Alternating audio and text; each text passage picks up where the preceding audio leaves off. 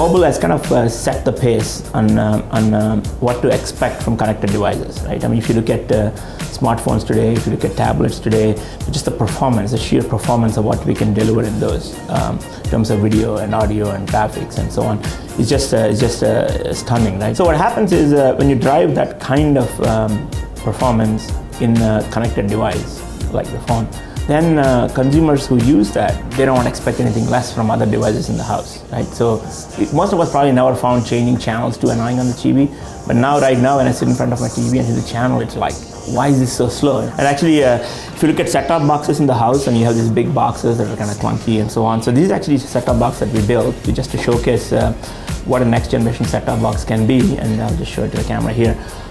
It actually uses our quad-core processor. It's got HDMI, USB, and power. But you plug it into the TV, and it converts any of your TVs into a smart TV. Yeah, because it runs the entire Android marketplace, and it runs all the games and the videos. And if you look around the booth, a lot of the stuff in the booth is actually running it using this device. So now suddenly you see what the transforming effect you can have in things at home. But then everything should be like that, right? I mean, like your thermostat should be like that, and so on. So that's kind of one reason why I see that. And I think what we find most interesting is when you make all these devices connected and set the expectation performance like how we did in mobile, you want the interactions between them to be easy and seamless. You don't want this to be so complicated.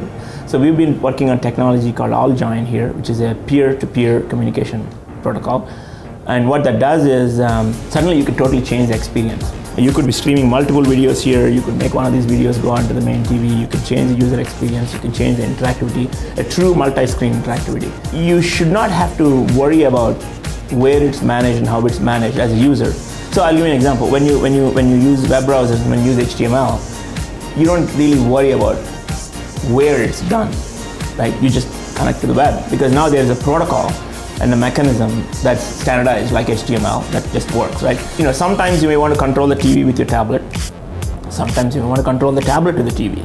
It just depends on your use case. So, for example, we are showing a demonstration of a piece of technology in the booth, where we have one of these devices connected to the TV, and we have a smartphone, and you come into the house and you get a video call. And then you realize, hey, I'm in the living room, I got a TV here, a smart TV. Then you just swipe the call and it goes and sticks on the TV. And actually, it not only sticks on the TV, it transfers off the phone into the TV. So you can leave the room if the call is for someone else talking about it. The phone is now untethered from the system.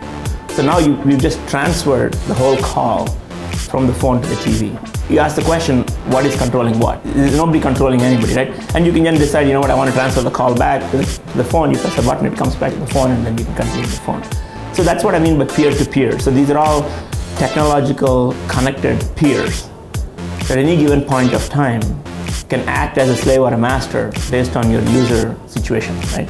It's kind of like how you think about your content, for example.